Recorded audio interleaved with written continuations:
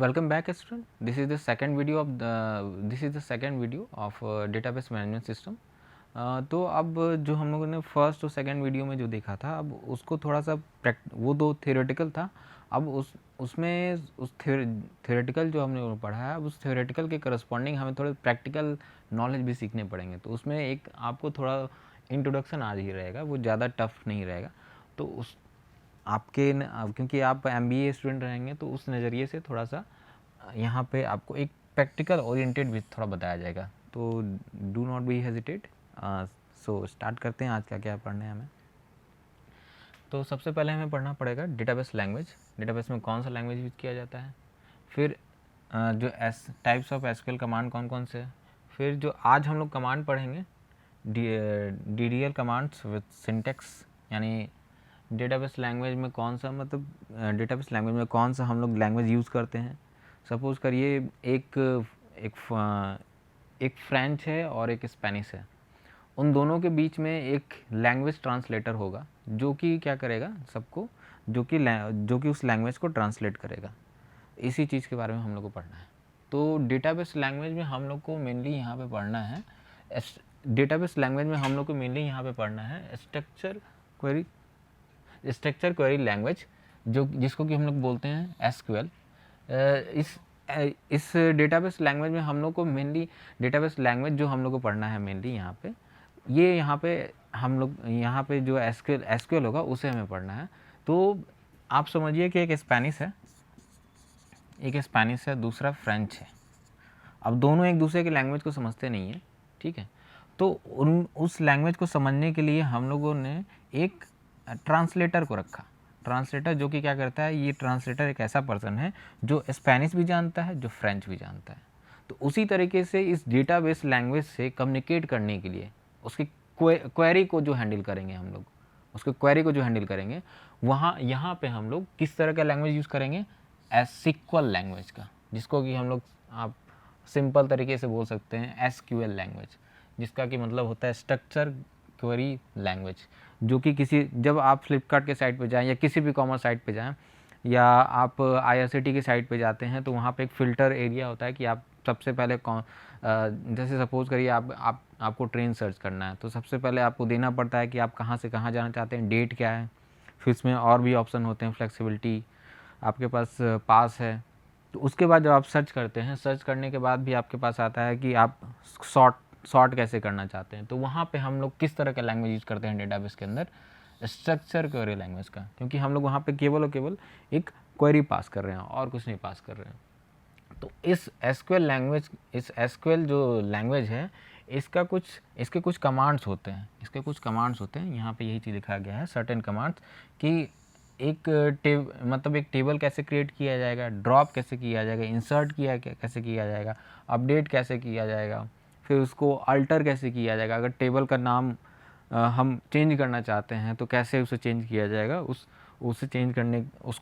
इन सब ऑपरेशन को परफॉर्म करने के लिए हमें SQL कमांड्स के बारे में कुछ जानना पड़ेगा। जो कि SQL कमांड यहाँ पे, जो कि SQL हमारा जो कमांड्स है, वो डेटाबेस से कम्युनिकेट करने के लिए जो भी क्वेरी पास की जा रही है, फ्रंट एंड यानी यूज़र एंड से जो भी क्वेरी पास की जा रही है, उसके लिए हम लोग यूज़ करते हैं।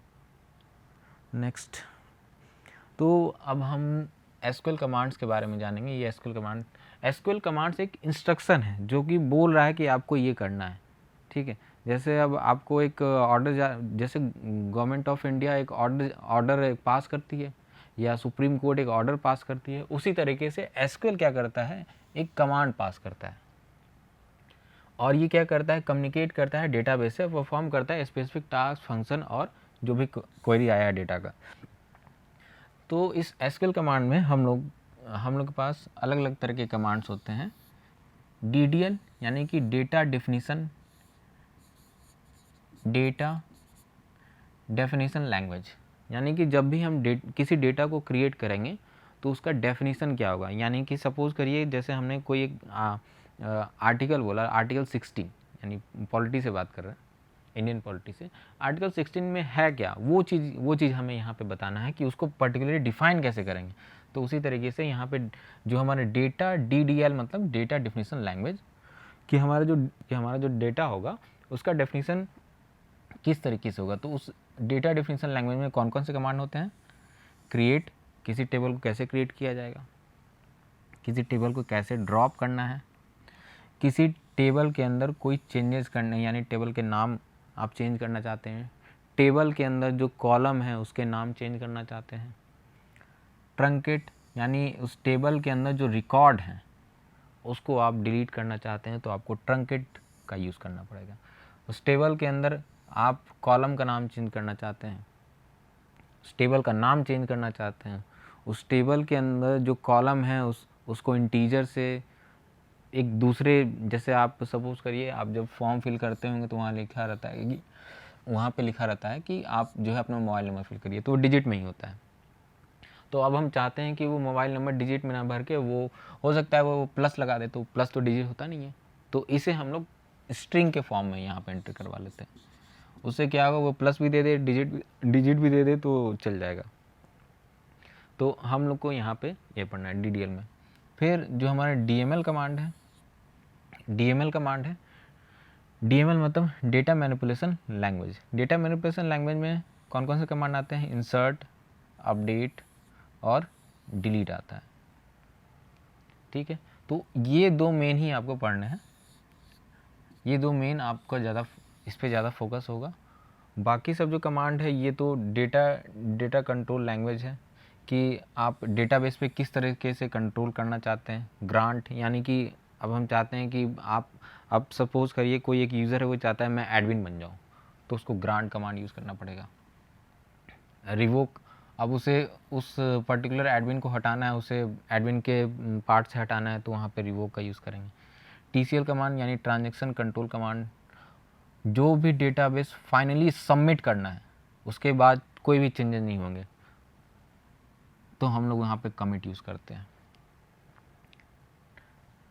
फिर जब हमें कोई हमने ट्रांजैक्शन गलत कर दिया, उससे रोल बैक करना है, तो हम लोग रोल बैक का यूज़ करते हैं। जैसे सपोज करिए आपने कोई पेमेंट किया, आपने पेमेंट तो कर दिया लेकिन उसके बदले आपके अकाउंट से पैसे कट गए, लेकिन आपने वो चीज़ परचेज नहीं किया, तो वहाँ से रोल बैक कैसे करेंगे।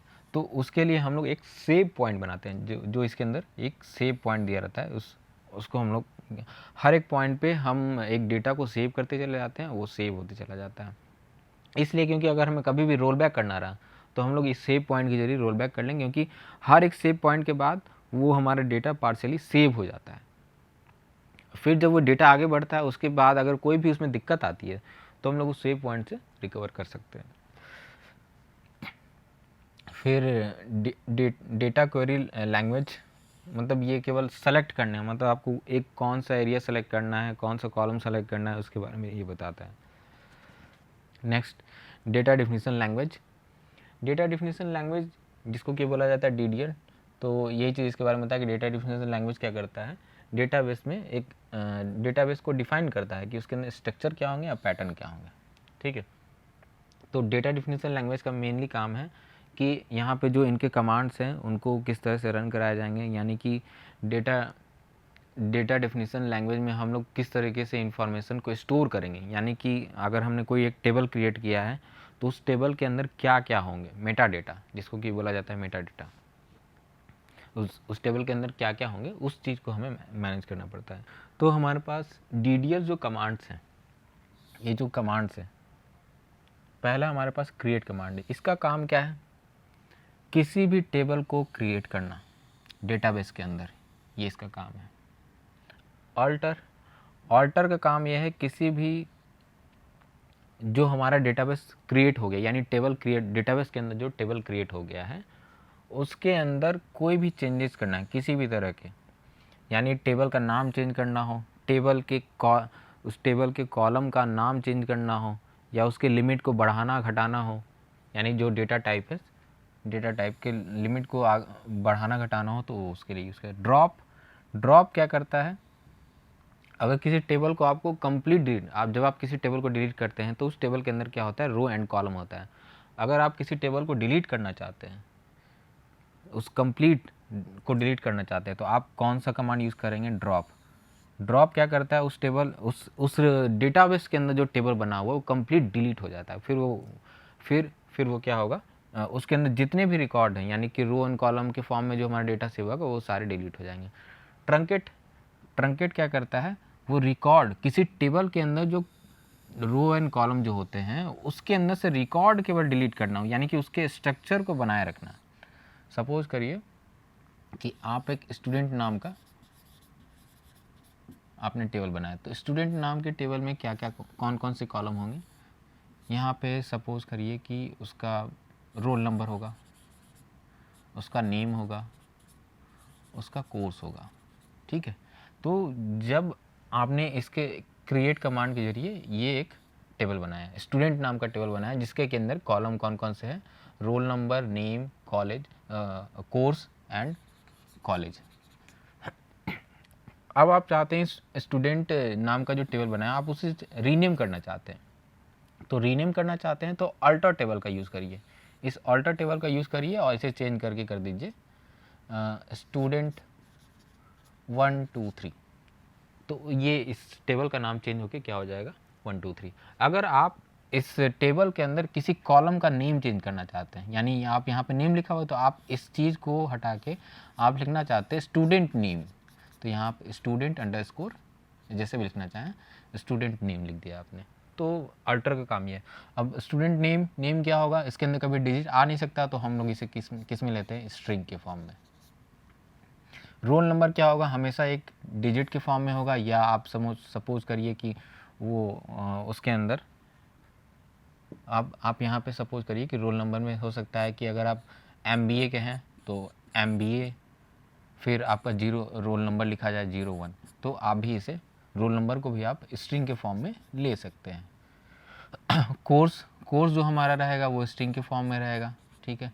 कॉलेज का नाम भी हमारा स्ट्रिंग के फॉर्म में होता है, तो आप अगर चाहे तो इस अल्टर टेबल के जरिए यूज़ कर सकते हैं। अगर सपोज़ करिए कि अगर आपको किसी इस टेबल को ड्रॉप करना है, यानी जो स्टूडेंट टेबल है इस टेबल को ड्रॉप करना है आपको, तो आप क्या करिए, बस ये ड्रॉप कमांड चला दीजिए, ये टेबल ही पूरा हट जाएगा, ये स्टूडेंट नाम का जो टेबल है ये पूरा हट जाएगा, यानी कि इसके अंदर जितने भी रिकॉर्ड हैं, कॉलम है, सारे डिलीट हो जाएंगे इसके अंदर से। ट्रंकेट क्या करता है, ट्रंकेट का सीधा काम ये है कि इस स्टूडेंट टेबल के अंदर जितने भी रिकॉर्ड हैं, सपोज करिए यहाँ 1 नाम का एक रोल नंबर है, यहाँ पे नेम कोई है रवि नाम का एक नेम है, फिर यहाँ पे कोर्स है MBA और यहाँ पे कॉलेज नेम XYZ है, ठीक है। तो आपने इसके अंदर आपको अगर इसके अंदर के इस टेबल के अंदर के रिकॉर्ड को डिलीट करना है तो आप ट्रंकेट यूज़ करेंगे। Okay, next topic create. हाँ, अब इसके सिंटेक्स क्या होंगे, यानी कि जब आप सपोज करिए आप ग्रामर इंग्लिश ग्रामर के जब आप टेंस बनाते हैं, प्रेजेंट टेंस, पास्ट टेंस, तो वहाँ पे एक सिंटेक्स होता है। प्रेजेंट इंडेफिनिट का सिंटेक्स क्या होगा, यानी उसमें इज RM कब लगेगा, फिर वर्ब का कौन सा फॉर्म होगा, इन सब चीज़ों को ध्यान दिया जाता है, तो उससे हम लोग बोलते हैं सिंटेक्स। तो उसी तरीके से यहाँ पे भी क्रिएट का भी एक सिंटेक्स होता है। क्रिएट के सिंटेक्स को हम लोग यहाँ पे लिखते हैं, क्रिएट टेबल नेम, यानी कि सपोज करिए आपको एक टेबल बनाना है, जैसे यहाँ पे दिया गया है क्रिएट टेबल, ये तो आपको लिखना ही है, ये जो है आपका एक कंपलसरी पार्ट है, ये तो आपको कमांड लिखना पड़ेगा क्रिएट टेबल्स। और ये टेबल नेम है, टेबल नेम में जैसे यहाँ पे लिखा हुआ है स्टूडेंट अंडरस्कोर इन्फो, तो ये क्या है, ये टेबल नेम है, सिंटेक्स।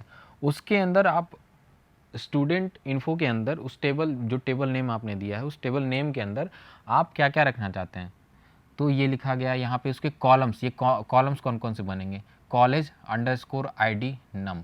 अब कॉलेज के ID के फॉर्म में, यानी कि अब केवल यहाँ पे एंट्री जो भी होगी वो डिजिट की होगी, और उसका जो लिमिट दिया गया है वो कितने बाइट का, 2 बाइट का दिया गया है, ठीक है। फिर कॉलेज नेम यहाँ पे किस फॉर्मेट में हमें सेव करना है, वैर यानी स्ट्रिंग के फॉर्म में, यानी कि यहाँ पे एक कॉलेज ID इस नाम का एक कॉलम बन गया, फिर यहाँ पे हमारे पास बन गया एक कॉलेज नेम नाम का कॉलम बन गया, फिर हमारे पास एक ब्रांच नाम का एक कॉलम बन गया, ठीक है। तो इस तरीके से ये हमारे पास एक टेबल क्रिएट हो गया। इस टेबल का क्या नाम है, स्टूडेंट अंडरस्कोर इन्फो। तो इसका क्रिएट का सिंटेक्स क्या होता है कि सबसे पहले आपको बताना पड़ता है कि सबसे पहले आपको लिखना पड़ता है क्रिएट टेबल, फिर उसके बाद कोई भी आप नेम दे सकते हैं, क्रिएट टेबल, टेबल नेम, और उसके अंदर जो ये है आप कॉलम, जो भी कॉलम का नेम है, फिर कॉमा देंगे, फिर दूसरा आपको कॉलम नेम देना है तो आप उसे भी, आप सपोज करिए यहाँ पे स्टूडेंट का एक एड्रेस आप सेव करना चाहते हैं तो यहाँ पे लिख दीजिए एड्रेस। एड्रेस आपको यहाँ पे आप कॉमा देना पड़ेगा, इस एड्रेस को आप लिख दीजिए var में होगा। अब ये var क्या है, ये सब एक डेटा टाइप है, यानी किस फॉर्मेट में आपको लेना है ये चीज़ पूछा जा रहा है। इस सपोज करिए यहाँ पे एड्रेस जो हमने इतने 20 बाइट कर दिया, साइज इसका क्या है 20, तो एड्रेस, तो जैसे ही आप एड्रेस यहाँ पे रखेंगे तो ये एक नया कॉलम यहाँ पे बन जाएगा एड्रेस नाम।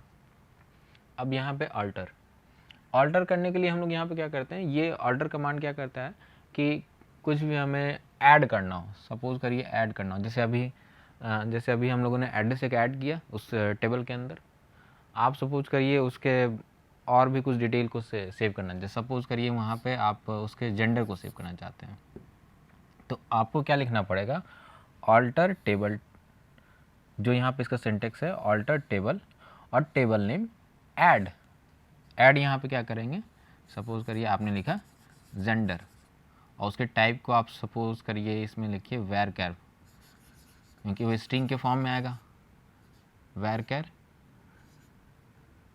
2 में आपने उसे ऐड कर दिया, ठीक है।